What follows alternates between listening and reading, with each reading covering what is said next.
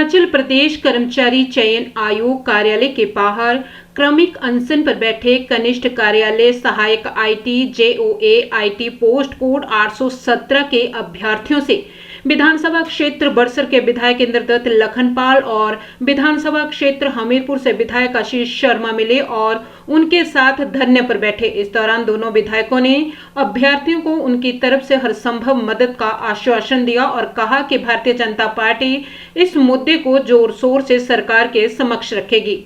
बीते 5 वर्षों से इन अभ्यर्थियों का भविष्य अधर में लटका हुआ है। सुप्रीम कोर्ट के आदेशों के बावजूद भी सरकार इस पोस्ट कोड का अंतिम परिणाम घोषित नहीं कर पा रही है, जो बेहद ही शर्मनाक है।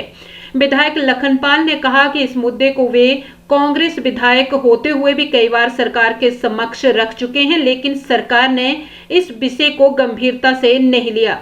इस मुद्दे के प्रति सरकार नकारात्मक रवैया अपनाए हुए है। वही विधायक लखनपाल ने कहा कि अगर सरकार जल्द से जल्द इस पोस्ट कोड का परिणाम घोषित नहीं करती है तो भारतीय जनता पार्टी इस मुद्दे को लेकर कड़े कदम उठाएगी और सरकार का पुरजोर विरोध करेगी। उन्होंने कहा कि पहले भी इन अभ्यर्थियों के साथ कंधे से कंधा मिलाकर खड़े थे और आगे भी खड़े रहेंगे। सरकार ने ना तो 1 लाख नौकरियों का वादा पूरा किया और ना ही जो परीक्षाएं युवाओं ने उत्तीर्ण की है उनके परिणाम निकाले हैं, जिस कारण युवाओं का भविष्य दांव पर लगा हुआ है। दोनों विधायकों ने मुख्यमंत्री से अपील की है कि इस लंबित परिणाम को जल्द से जल्द घोषित कर युवाओं को राहत प्रदान की जाए। प्रदेश सरकार के उदासीन रवैये के चलते छात्रों का जो भविष्य अंधकारमय हो गया है, उसके बारे में मुख्यमंत्री स्पष्टीकरण दे, सरकार स्पष्टीकरण दे कि पिछले लंबे अरसे से ये छात्र छात्राएं अपने भविष्य के प्रति चिंतित हैं, लेकिन सरकार ढुलमुल रवैये के चलते इसको फैसला नहीं कर रही है। ये बहुत चिंता का विषय है, इसकी हम निंदा करते हैं। जेआईओ आईटी 817 और ऐसा नहीं है कि ये कोई नया मुद्दा है, बड़े लंबे समय से इस मुद्दे को उठाया जा रहा है और ये बच्चे लगातार सरकार के साथ तालमेल भी बिठा के रखे, उनसे मिले, डेपुटेशन भी मिला, कई बार मिले, शिक्षा मंत्री से मिले, उप मुख्यमंत्री से मिले, मुख्यमंत्री से मिले, लेकिन दुर्भाग्य इस बात का है कि जहां सरकार एक तरफ बोलती है कि हमने 28,000 नौकरियां दे दी, अब धरातल पर तो वो कहाँ दी है वो किसी को नज़र नहीं आ रही है और झूठ के आधार पर जो सरकार चल रही है बहुत ही चिंता का विषय है। और ये जो हमीरपुर में जो हिमाचल प्रदेश राज्य चयन आयोग का जो कार्यालय लंबे समय से बंद पड़ा था और अभी इसमें चुनाव से पहले इसको खोला गया, जिसमें 8 या 9 कर्मचारी रखे गए हैं और वो किस लिए रखे गए हैं, क्या उनका काम है, किसी को कोई पता नहीं है। सरकार के क्या आदेश हैं, क्या निर्देश हैं, किसी को कोई पता नहीं है। पहले उन्होंने कट डेट दी थी कि 15 जुलाई तक जो है रिजल्ट निकाल दिया जाएगा, लेकिन अभी जैसा कि सुनने को मिला इन बच्चों से कि 15 तारीख भी निकल गई, आज तो 22-23 तारीख हो गई, लेकिन फैसला अभी तक कोई नहीं हुआ है।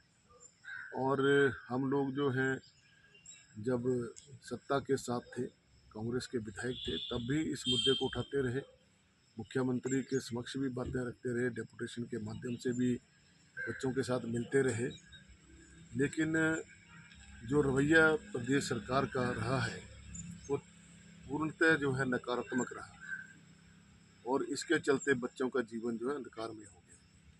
और सरकार को स्पष्टीकरण देना चाहिए और स्पष्ट रूप से बच्चों का साथ देना चाहिए, जबकि सर्वोच्च न्यायालय ने इनके पक्ष में फैसला दिया है। तो जब सरकार सर्वोच्च न्यायालय को नहीं मान रही है तो इन बच्चों की क्या बात सुनेगी। हम इसलिए आज इनके समर्थन में शामिल हुए हैं और सरकार को चेताना चाहते हैं कि अगर आपने जल्द इसके लिए फैसला नहीं किया तो भारतीय जनता पार्टी की तरफ से और हम लोग जो हैं पूर्ण रूप से आंदोलन भी करेंगे और इस आवाज़ को और बुलंद करेंगे। प्रदेश सरकार ने झूठी गारंटियां दी पूर्व में कि हम प्रति वर्ष 1 लाख नौकरियां देंगे और आज 2 वर्ष होने को आ रहे हैं, तो 1 लाख नौकरियां कहाँ दी। अभी तो कार्यालय ही आपके सारे बंद हैं। आपने कार्यालय बंद करने के सिवाय और कौन सा काम किया है प्रदेश हित में। जनता को आपने त्राहिमाम कर दिया है।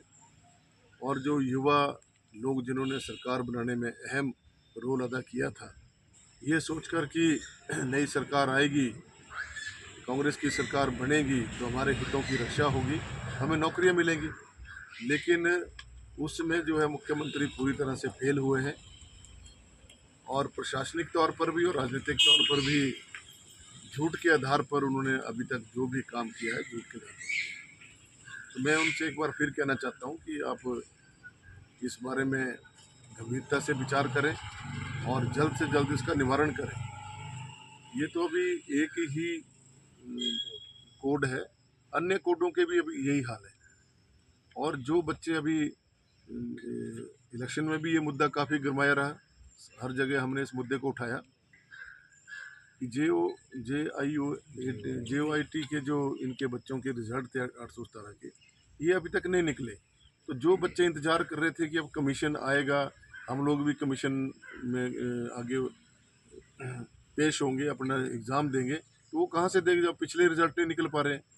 और अभी सरकारी कार्यालयों में लगभग 70 से 75 हज़ार नौकरियां जो है खाली पड़ी हैं।